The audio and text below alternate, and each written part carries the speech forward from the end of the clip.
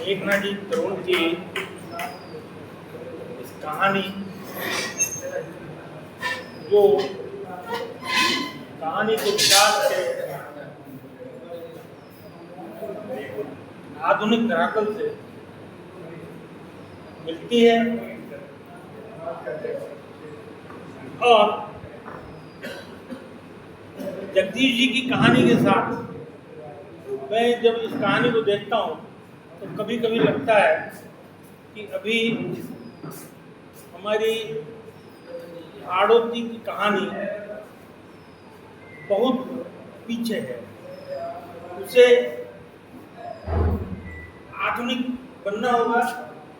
अगर कहानी की और साहित्य की मुख्य धारा में हमें हाड़ौती को बनाए रखना है तो हमें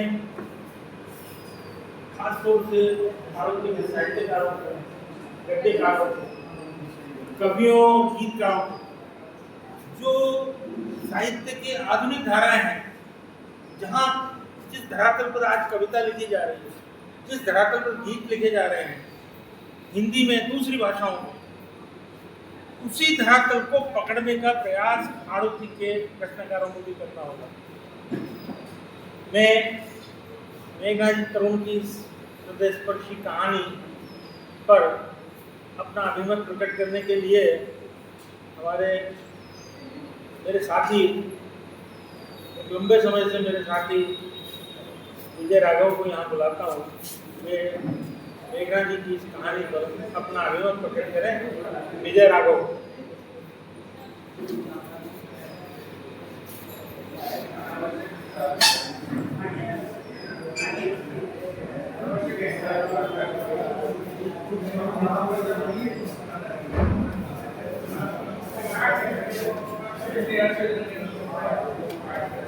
आदरणीय मंच, सभी उपस्थित देश मंडल के मुख्यमंत्री, मुख्य और विशिष्ट साथी, सभी उपस्थित साथी, मैंने आज तक कभी लिखित में कभी कोई पढ़ा है या कभी नहीं लिखा। ये शायद जीवन का पहला हिस्सा है जब मैं कुछ लिखने के बाद पढ़ रहा हूँ, जो कि बहुत आवश्यक था। मुझे मेघना जी की दो कहानियाँ दी गई। एक भंवर, जो अभी आपने सुनी है, और दूसरी कहानी थी बादाम का हलवा। ये दोनों ही बेहतरीन कहानी थी। और मैंने अभिमत के लिए मैंने भंवर को चुना। इसके पीछे थोड़ा बैकग्राउंड मैं बताता हूँ कि जो समस्या कहानी में जो रखी गई है वो उससे भी बहुत ज़्यादा विकट है। पूरे समाज के अंदर तो आते हुए समाचार हम देखते हैं। मेरे खुद के परिवार में मेरे भांजे और मेरे बेटे ने कम से कम 20 लाख रुपया ये गेमिंग पे लगाया। और सबसे बड़ी वो चीज़ है कि उसके लिए हम इस जो तकनीकी विकास है, ये उसका विरोध की बात करते हैं। एक तकनीकी बुरी चीज़ दे दी है, तकनीकी सवाल ये, इस तकनीकी में नियंत्रण किसका है, क्यों होना चाहिए? तकनीकी में जो नियंत्रण है वो बाजार का है, और बाजार अपनी चीजें बेचने के लिए बाजारवादी संस्कृति, अपसंस्कृति डेवलप करता है।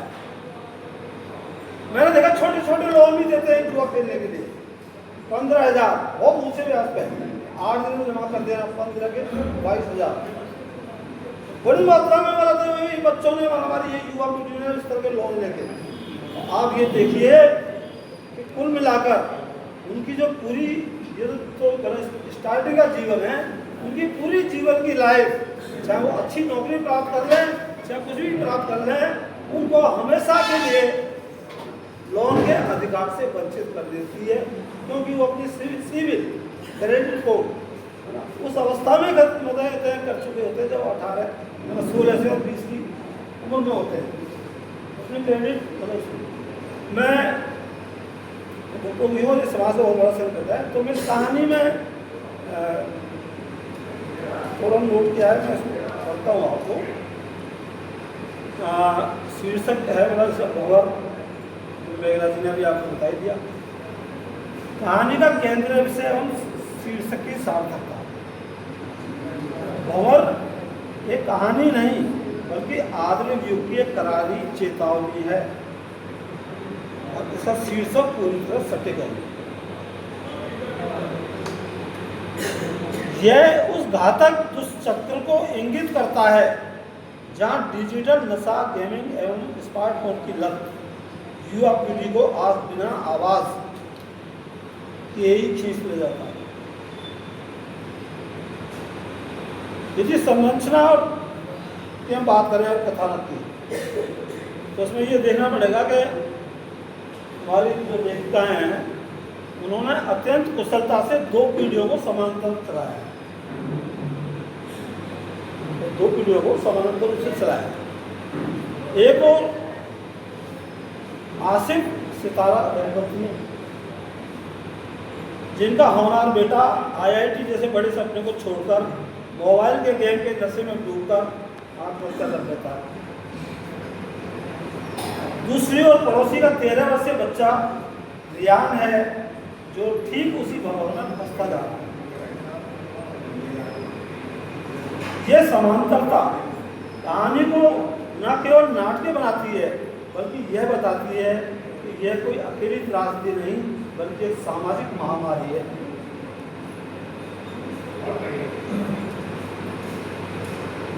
यासीन का आत्महत्या पत्र जो सुसाइड नोट जो कहानियों में उन्होंने बताया था,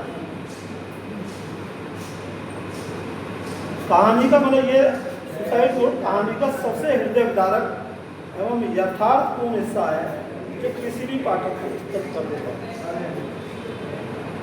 ये तो हम खुद हम लोग देखते आए हैं कि हमारे कोटा के अंदर जो सोसाइटी उनके अंदर बच्चे जो पत्र लिखते हैं वो वास्तविकता यथार्थ से पढ़ने का चित्र मेघना जी ने उसमें दिया है। अंतिम भाग में आसिफ साहब रियान को बास्केटबॉल मैदान में खिंचलाना और उसके चेहरे पर मुस्कान लौटाना सबसे उम्मीद भरा एवं मार्मिक है। परंतु रिया द्वारा रियान को नया फोन दे देना इस उम्मीद को करारा व्यक्त भी करता है।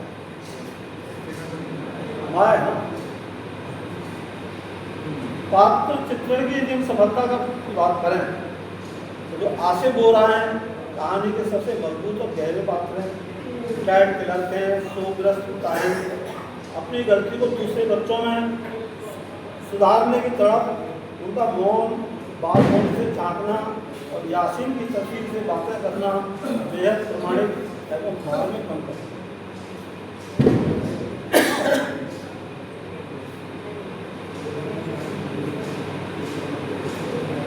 दूसरी पात्र की बात करें हम सितारा जो आसिफ की पत्नी है, शोक में डूबी लगभग बुझी हुई माँ जिसकी चुप्पी और सन्नाटे की आवाज पीड़ा को बिना शब्दों के व्यक्त करती है।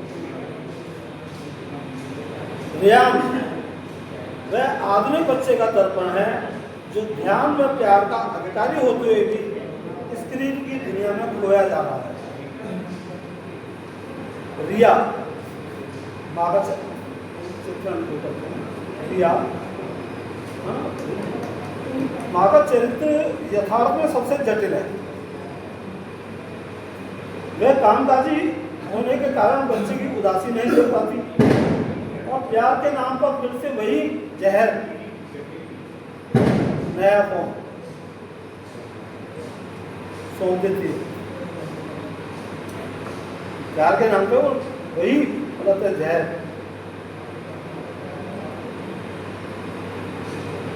जो मूल समस्या को गहरा कर देता है। हाँ, उसके पति का चरित्र रियान के पिता का किंचित अधूरा रह गया है, केवल गुस्सेल पिता के रूप में, और उनकी संवेदना एवं पृष्ठभूमि का विस्तार नहीं होता। भाषा शैली और प्रतीकात्मकता की बात करें तो मेघना तरुण की भाषा सरल, सहज और अत्यंत भावपूर्ण। प्रकृति वर्णन, शरद ऋतु का बगीचा, परिजात, रात रानी के आंसू, तितलियों का ना होना, कहानी की उदासी को एक काव्यात्मक आयाम देता है।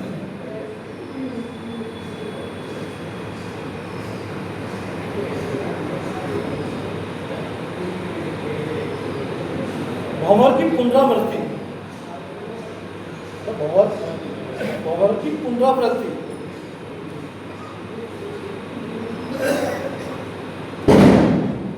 बास्केटबॉल कोर्ट का सूना होना अद्भुत प्रतीक है। बास्केटबॉल को हम यथार्थ में दे रहे हैं।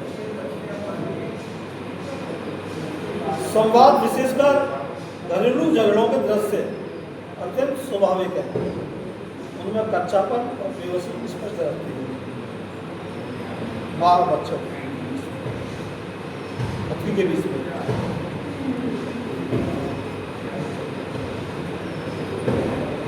हालांकि बालकोनी से झांकने के दृश्यों की पुनरावृत्ति और बीच बीच में अत्यधिक विस्तृत प्राकृतिक वर्णन कथा की गति को धीमा कर देते हैं।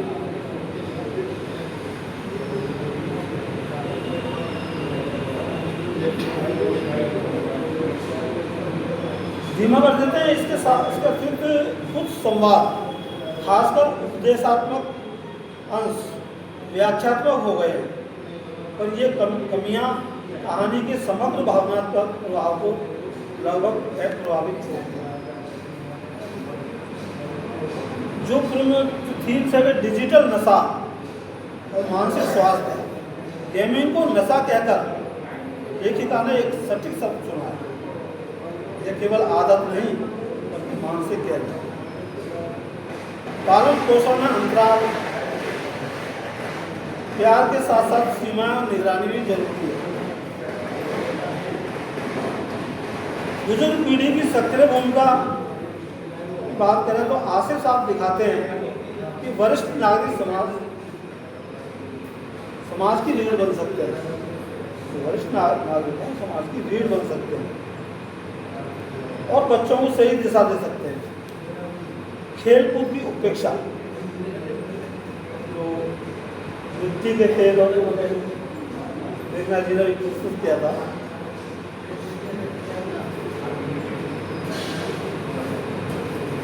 तो ये खेल कूद की उपेक्षा एक तरह से आसिफ साहब का यह कहना कि बच्चों को मिट्टी में लोटना, पसीना बहाना, सच्ची जीत का मजा लेना चाहिए। आज के क्रिक आधारित जीवन पर एक बड़ी टिप्पणी है। यदि हम ऊर्जा के रूप में देखें, भंवर एक बेहद जरूरी, सामयिक और हृदय स्पर्शी कहानी है। यह न केवल पढ़ने लायक है बल्कि चर्चा, स्कूल पेरेंट्स मीटिंग और जागरूकता कार्यक्रमों में चर्चित किए जाने योग्य है। थोड़ी बहुत लंबाई और गति में ठहराव के बावजूद कहानी अपना लक्ष्य भेदने में पूरी तरह सफल रही है। यह पाठकों को रुलाती भी है और सोचने पर मजबूर भी करती है। अंत में आसिफ साहब का, आप लोग ताली बजाएंगे, बहुत ही अंत में आसिफ साहब का दोबारा